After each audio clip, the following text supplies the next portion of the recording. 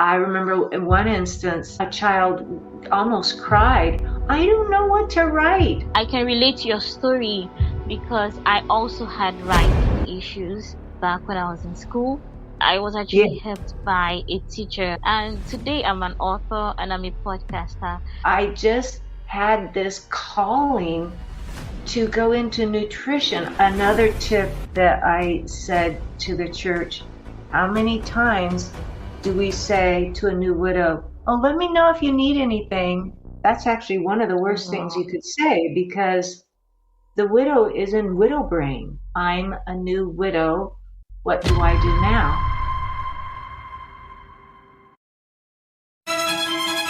This is the Christian Readers Community Podcast.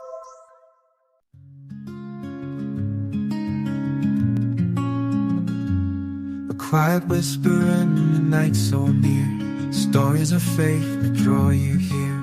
The words unfold like morning's glow. A place of truth where hearts will grow. A gentle breeze that turns the page. Wisdom passed through every age. Come gather around and take your seat. The Christian Reader's Tales complete.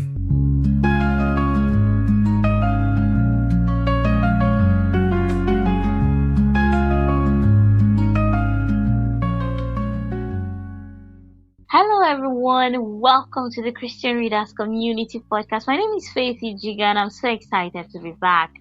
I have with me Christine Andrew. She is joining me for the first time on the show, and I'm so excited to have her. Welcome to the show, Christine. Thank you, Faith. I appreciate you letting me be here. Thank you. Tell us about yourself. Well, I was a teacher for about 25 years, and then I felt a call to retire and go into the nutrition business and be a nutrition consultant. And um, during those first few years, um, well, actually the first 10 years of the career, um, clients would ask me questions, and it's pretty much the same questions, and I thought I need to write a book, and um, put this information in a book. So I wrote my first book in 2026. Well, it was 2013 first, and I put a second edition in 2016. And I never thought I'd be a writer ever. I was a teacher. I taught children how to write because I struggled when I was a student with writing. But I never thought I'd ever write something on my own. And so when I wrote this first book, my first book, The Food Isn't What It Used to Be, a biblical approach to health, I was disappointed in the process. I got the book back and I saw lots of errors. I was so embarrassed and talked to the editor or the publisher, and I said, I paid you a lot of money to edit this, and there are a lot of mistakes. And they said, well, even Nobel Peace Prize winners' books have mistakes in them. Well, I Oh, didn't wow. care. That's my reputation. And he offered to have me pay another $300 to redo it, and I said no. And so I put my teacher hat on and my red pen, and I edited it myself and found a different publisher and republished it. And I didn't think I'd ever write another book. That one was good. And my husband passed away 3 years ago, and when that happened, I had no idea what to do. And someone told me to journal. And so I did. I just started journaling, and as I got cards of encouragement, text messages of encouragement, And things just started happening to me, what I would call, it's a God thing. Just blessings just poured over me. And I wrote all of those down, and I began to think, oh my gosh, I think I have another book. And so I put it all together, and then I needed a publisher. Well, I wasn't going to use that other publisher. And to make a very long story short, found another publisher. It was the hand of God that brought me to this Christian publisher, Orison Publishing Company. And the publisher, her last name was Blessing. Oh. That was such a blessing from God, and her last name happens to be Blessing. And so I published my second book, I'm a New Widow, What Do I Do Now? And that's this, it's a resource, but it's also my journey of new widowhood and what you're supposed to do when you're a new widow, resources, but then my journey with what happened with my husband's death and lessons that I've learned, encouragement, tips for new widows. And then at the very end, I actually make a plea to the church on how the church should be responding to widows, because a lot of churches don't. So, and then that led me into a ministry of widows at my church. And then I would be in my meetings with the widows, I would write, not journal, but I would write out devotions. And then I would present these devotions to the widows. And then from there, I thought, I need to make these devotions available to more widows. And so then I came across another gal that helped me build a podcast and how to work a podcast and to get my devotions out on podcasts. And eventually, when I get all those podcasts done, I will be publishing a second widow book of devotions for widows. So Wow. that's been my journey in a nutshell, and how I came to write the books and where I am now. That's a long journey, and I'm going to be asking you lots of questions about it because you said lots of things that I really can't summarize it in one or two questions. Let's start with your debut book. Yes. Yeah, from being a teacher to being a nutritionist. Yes. How did you make that move? Okay, that's another God thing. Tell me about it. It really was. I figured when I turned 55, I would probably retire. Okay. And but at 50, I just had this calling to go into nutrition. I was just enthralled, and I just wanted to eat it up, as much information as I could about nutrition, because my own health had suffered, and I was helped by a functional medicine doctor, and that intrigued me so much. I wanted to learn more and more about it, and so I started to go back to school and reduced my hours of teaching part-time so that I could do school part-time. And so it took me a long time to go back to school and get my diploma in nutrition, and then that took about 2 years, and then my certification took about another 2 years. And so and I started working with people free of charge, and they started referring people to me. And then at 55, I knew I was probably going to retire at the end of the year because I was of age. And it came to a point where I had to choose, either I work full time or I have to resign. because the school district was not going to allow job share Part-time. partners. Yeah, they would, yes, part-time. They wouldn't allow that anymore. So I thought, okay, well, I guess I'm retiring then.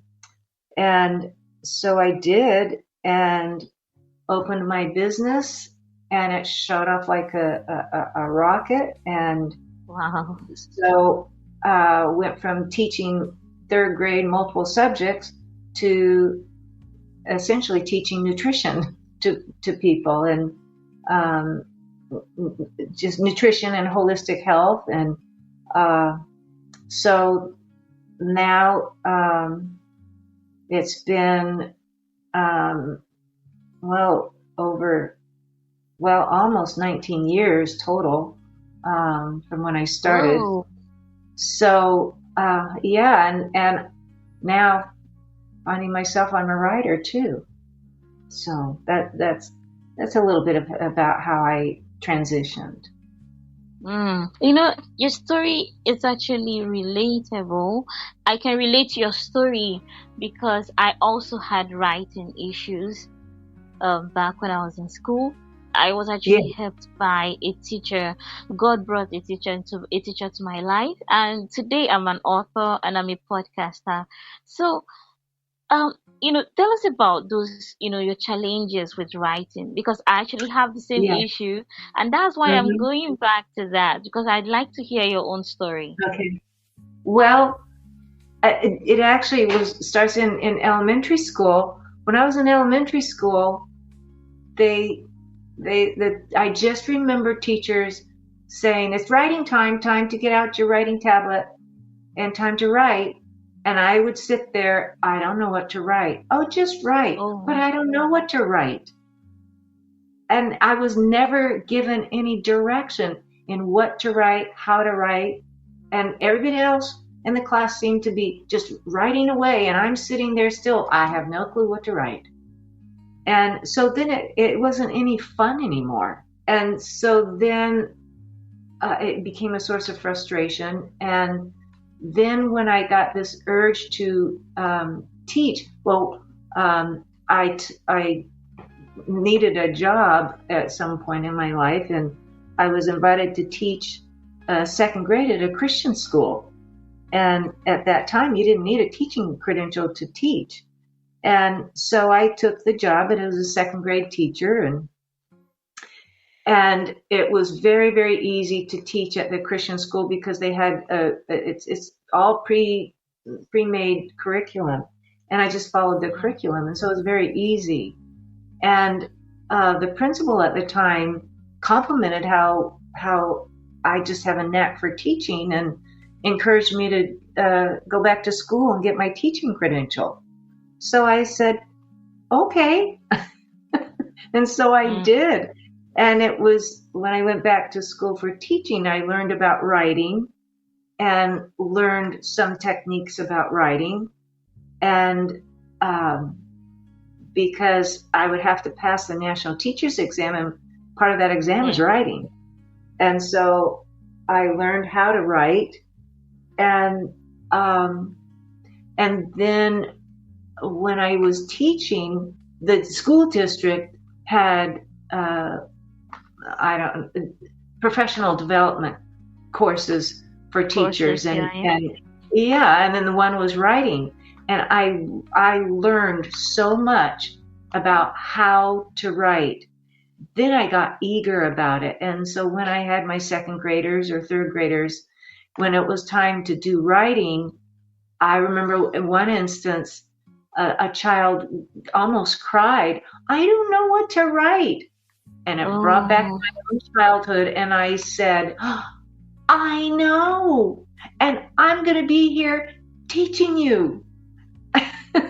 And oh, so I did step by step. Okay, we're going to write about bears today. What do you know about bears?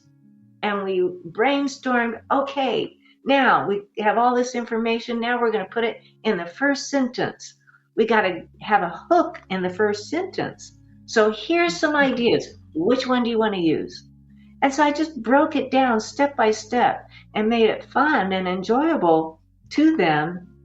And I had amazing second grade writers, amazing. And then when Oh I went my. into third grade, the fourth grade teachers couldn't believe the students in my class, how well prepared they were in writing. And so that made it fun. And so when I was writing my first book, I did the same thing. Okay, what's my first sentence? What's my I used the same Mm-hmm. skills as I did when I taught students how to write. In both my books, I used the same thing, same method. Get out all the information, brainstorm the ideas, circle categories, and kind of like a term paper or term paper where you break it down into sections and categories and Yeah. um, learn. I remember one parent actually was really mad at me because um, I used too many red What? marks on their child's writing paper. And I think back to that, and if only I had known then what I know now, I could have said, I pay good money for someone to edit me. You should be thanking me that I'm making your paper better. So I wish I'd said that, but I think back, yeah, now I have to pay someone to edit my books, and of course I did, and they still didn't help. For the first book, the second book, yes, the editor did a wonderful job, and I still edited it first, but they did an amazing job. And so, but my struggles always were, I don't know what to write about. And now it's like I compare it to an artist who carries around a sketch pad. When a image comes to their mind, they start drawing it. Or Yeah. a composer who carries a music staff paper with them. My father was one of those. And when a tune would come to his mind, he would jot down the notes on the music staff. I feel like that with my writing now, that when that thought comes to me, I write it down. And I know it's the Holy Spirit uh, speaking to me. And so I'll write it down on just scratch paper, and then I'll put it aside. And when I was writing the book or writing my devotions, I remember Yeah. I wrote something down, and then I go back to my little file, and so it makes it easier now. But then sometimes I get stuck, like when I wrote my first book, and the publisher said, well, you need to have the back of the book, you need to have a description. And I just sat there like I Okay. was in second grade. I don't know what to say. Here I've written this whole book and I have no idea what to say.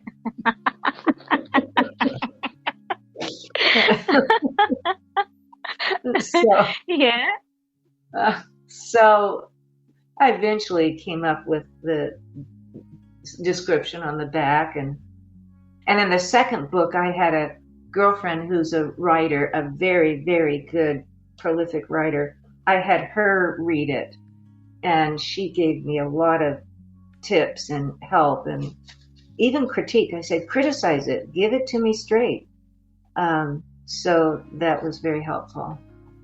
Yeah, yeah, really. And it's just so wonderful seeing that you had writing issues, then you grew up helping students to also overcome your own issues. I like like I said earlier, I also had an issue with spelling. Yeah, that was my Oh, problem. I couldn't read, couldn't write mm, until I was 19 when I eventually started reading. By then I was almost out of um high school, so it was really tough, and I experienced the shame and the ridicule of everything. So it was something that was painful and very embarrassing, and also hearing someone, speaking of their struggles with writing, Hmm. that really, moved me. And I'm so grateful you shared your story with me. Thank you so much. Thank you. Thank you. So let's talk about, it's actually crazy that, someone edited your book and made lots of mistakes. Instead of apologizing, he decides to ask you for extra money to do a perfect job for the for the second time. That's crazy, really. Yeah. Yes. Yes. And the fact that the person could even say um, that Nobel Prize winners Yes. also Yes. have mistakes. Oh, that really, oh my. And that was shocking to me. Just shocking. But I was actually surprised that a professional publisher would say that to you. yes. Yes. That's why Hmm. I will never Yeah. work with that publisher again. So I won't. It's Yeah. actually real, it's actually risky to work with some publishers, especially the ones you pay, Yes. to it's risky, very risky. Yes. I've Yes. It is. yeah, I've had some of my author friends, also, deal with the wrong ones too. They take their money and the next thing they hear, they fold it up and they're no longer. And I'm like, okay, so what happens to your money? And they say, it's gone. And I'm All like, right. oh, sorry about that. Yeah. Yeah. Right. Yeah. Wow, wow. So let's talk about your second book. Wow, I Yes. mean, you do. What do I do now? Yes. Tell us about this book. I know you said something about it, but tell us about give us a little experience. Why did you give it that title? What do I do now? And Okay. Well, share some of your experiences. my husband died unexpectedly, and I came home from the hospital and sat there. My sister was with me, and I sat there and I was just shaking my head. And I literally said, what do I do now? I had no clue what to do. I had no clue who to call, who to reach out to. I was, because I was still in a state of shock. Um, I couldn't even, it didn't even occur to me to go to Amazon and look for a widow book. That thought never occurred to me. Oh, I was like I was frozen in, my brain was just frozen. how long were you married? Almost 27 years. Wow. To me, that wasn't long enough, but for some people, yeah, there are widows who are only married a Yeah. few months. Yeah. Um, Yeah. and Almost 3 decades. That's long. yeah, yes, almost 3 decades. And um, so there really is such a thing as widow brain. And I Okay. definitely was stuck in that because I couldn't think. And but I said to my sister, I don't, what do I do now? And that's when my sister suggested just start making a list. And the first thing that came to me then was, oh, I guess I should call the attorney. For what? Okay, all right, that's Okay. probably a smart move. Um, oh yeah, I guess I should call my pastor. Oh yeah, okay, maybe I should, and just the little things like that came up. Oh yeah, I probably should call, yeah, the DMV. Oh, I probably should call, I just started thinking of those things that you don't think of right away. And doctor. Oh yeah, medical insurance. I guess I should call them. Oh yeah, Social Security. I guess I better call Social Security. Oh, that's right. I need to find funeral home. Which one am I going to use? And so then, tax accountant, financial advisor, insurance, the Department of Motor Vehicle. Oh yeah, the bank. Oh So my. yeah, these things that I just didn't know, but it just slowly, the more I started writing, it started coming to me. And then the list just got longer and longer and longer as I continued to write. And then I rearranged it to, okay, what do I need to do right now? Okay, what can I put off, maybe in a month to do? So I kind of separated it in those categories. And so that's how it started. And that's where I got the title. The book was "I'm a New Widow." What do I do now? Because I said that, and now every time I meet with a new widow, I ask them, "How did you feel right after it happened?" And almost all of them said the same thing. I didn't know what to do. Exactly. We don't know what to do because we've never been in, if it's our first time being widowed, we don't know what to do because we've never experienced it before. So, and it's not like you have conversations. I knew lots of widows, but I never talked to them about it. Never until I was in their shoes. So that's where the title came from. Then that's the title, and then came the book cover. And that's a God thing, because the publisher says, oh, well, we'll have our design department draw up something. I said, no, I have the cover. I have the cover photo that I'd like you to use.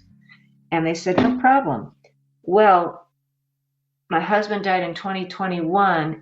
In 2020, I went to Georgia to visit my cousin, and I wanted to do some hiking. And so she told me a trail that I could take. That was a pretty easy trail. And so I remember walking on this trail. I was all by myself, and all of a sudden I stopped and I saw down the road of the trail a bit. It curved, and I couldn't see where it was going. And I just stopped there, stunned by the beauty, but secondly thinking, I wonder where that path is going to lead me. Oh. I don't know what's around the corner. I was saying these things, and I thought, but this is too beautiful. I have to capture it.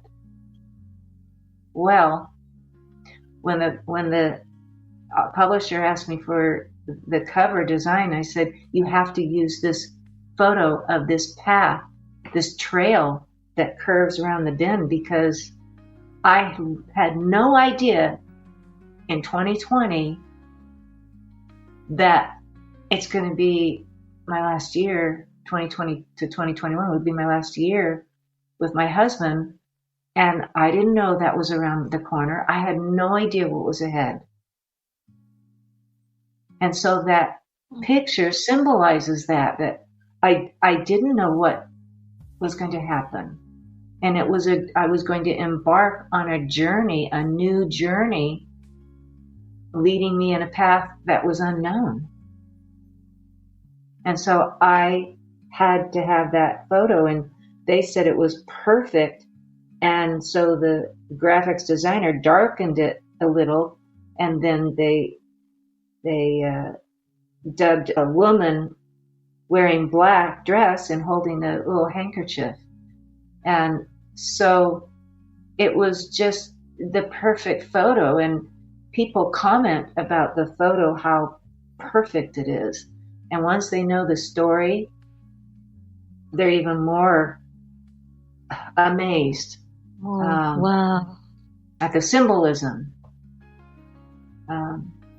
So I'm still, only God knew that what was around that corner was I'm going to be a widow. And only in like that next year. So. Wow.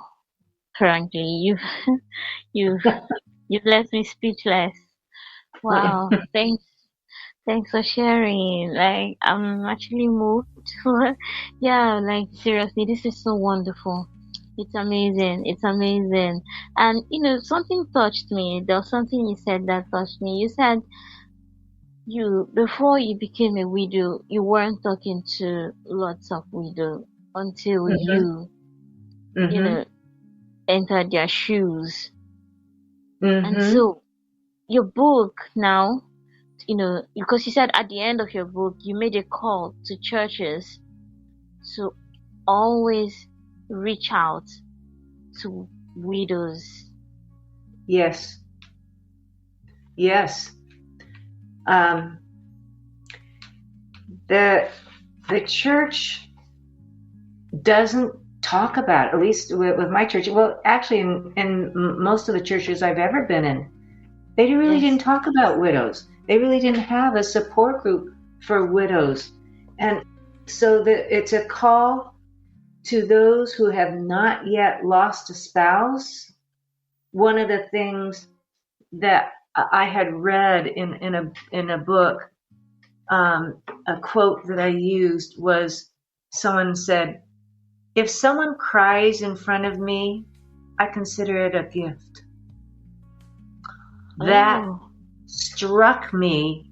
Oh my gosh! And so I would hold back my tears a lot. And when I read that, I thought, oh my gosh, that was so freeing. And now that when I encounter a new widow, I encourage her to, it's okay to cry. Please cry, don't hold it back. And but I want that, it's like almost a shame if, widows cry. No, it isn't. It should be a gift that they cried Yeah. in front of you. That's you, almost a ministry right there, is to love on widows and accept them in their time of grief. Another tip that I said to the church, how many times do we say to a new widow, oh, let me know if you need anything? That's actually one of the worst things Oh. you could say, because the widow is in widow brain. She doesn't know what she needs. And she will Oh. never Okay. remember who said that. Wow. People said that to me. I don't remember who said that. I was in widow brain. And so, and I didn't know what I needed because I haven't walked this path before. So, yeah, there's a lot of advice to the church. Sometimes it's best just not to say anything. And another thing that happened to me was that I'm encouraging the church to do. What happened to me was one of my girlfriends, she just came over, she knocked on the door and with her family and says, we're here to help you. What can we do to help you? She didn't Wow. ask, well, let me know if you need anything. She just showed up with her husband, my dear Erica. And so she and her husband helped me do some packing, and that meant the world. There's several pages in that chapter of it, of just what the church can do, or what those who have not lost a spouse, what they can do when they find out there's a new widow in the church, what they can do to step up to help the widow. It's not just for widows, it's for anyone even who hasn't lost, so that they can be prepared. I wished I had this book before my husband died. Right. Yeah. Yeah. It would have been so Yeah. helpful. Yeah. And it's not like you're wishing anyone death, but No, stuff like this will no, definitely happen. Whether it happens in time, or whether it happens later in life, it's something that everyone is not, no one can avoid it. So it's right. really, It's death is actually it's not a good thing, right now. Yeah. Except that we who are in Christ, we believe that we are sleeping in Christ. But the church actually avoids this topic because it's believed that you should always pray for a long life, Yeah. prepare for tomorrow with your kids, with your grandkids, make your Yes. plans. But no one actually talks about preparing for when your spouse goes home to be with the Lord before Right. you. And so when it Mm-mm. happens, you are at a loss, you don't know what to do. And Mm-hmm. yeah, so really it's something. And I'm so glad you talked about this. You decided to write a book about this because I like it when people go through stuff, trials, and they still you know come and speak about it, Mm-hmm. advocate for something better for those who are coming behind them. Because no matter Yeah. how much we'd like to put this, some people are still gonna sorry to say this, and I don't mean to sound heartless, but Mm-hmm. people will still lose their spouses. Right. People will still Right. lose loved ones tomorrow. Yes. Yeah, Yes. In my book, that's fact about life. Yeah. I'm sorry, Faith. In my Sure, go book, ahead. I did say, um, I mentioned something that I uh, never thought. Well, I didn't think about, but I do say we all of us who are married, we all stood before family and friends and shared our vows and said, "Until death do us part." We all said that, but Yes. right? But I remember on my wedding day, I remember thinking, no, no, no, forget that. I want the other part. I do, I do, I do, I do. Don't tell me just us part. I don't want that part. And then Oh I didn't my. think so. But we all said it. Mm. We all said it. We all were Yes. warned. It's gonna happen. And then when it happened, oh wait, no, how Yeah, did I really didn't see this coming. I didn't see this coming? But it's truth. We all are appointed at some time, and so and then for the Lord to put me in a ministry, a widow's ministry. I also said, I was crying out to the Lord, Lord, I've asked you for a ministry in my church for 20 years now. I didn't ask for that ministry. Oh I my. wanted another ministry, but it's the ministry that He gave me. Yes. Yes. Yes. I'm so happy to hear that God is using you for His glory. So, if someone wants to pick up this book, where would they be able to pick either Mhm. of your books, both the first and Yes, second one? it is on, or both books are on Amazon. Yeah, they're Christine Andrew. Um, I'm a new widow. What do I do now? And food isn't what it used to be. A biblical approach to health. So they're both on Amazon. Oh yeah. Okay. Okay. So, it's available on audiobooks as well. I have not done. Oh yeah, they're on ebooks. Or download ebooks on Ebook, ebooks. print. Um, I have What not. about print? Mm, You have the mm, paperback, right? oh, I carry my own. People, I tell people I deal out of the back of my car.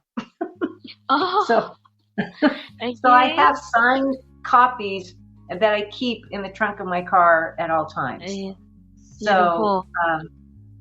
for people who are local, but otherwise, yes, Amazon so it's available in hardback and paperback. The Paperback. little book is only available in paperback, but it's also ebook. Oh, okay, okay. Yeah. So how can someone reach you? Say hmm someone would like, yeah. How can someone reach you? They can actually use my email address, Okay.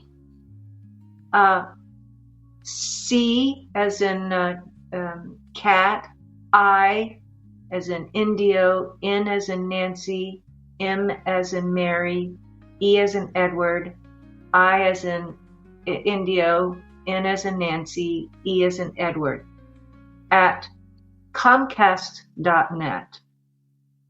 Okay, okay. So for anyone who'd like to reach out to Christine via email, just check the description section of this interview of this episode. You will see her email and you see every other information and also the links to her books on Amazon.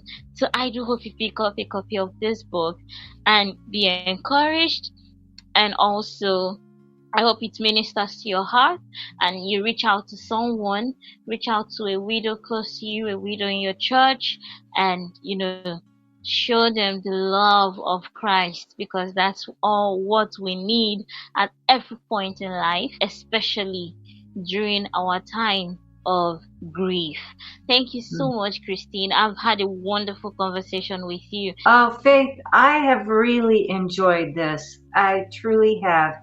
And Thank you. I love the questions, and I love listening to your voice. Oh, thank you. You have that beautiful accent, and but Thank you. I've really enjoyed this, and thank you for this opportunity. Oh, you're welcome. You're welcome. I'm so happy that we did this. And yeah, to my listeners, thank you so much for listening to this. I hope you enjoyed it and I hope you learned a lot as I did. If you did, please go check out Christine's book and also follow her. You're on Facebook, right? Yes, Christine Andrew, author.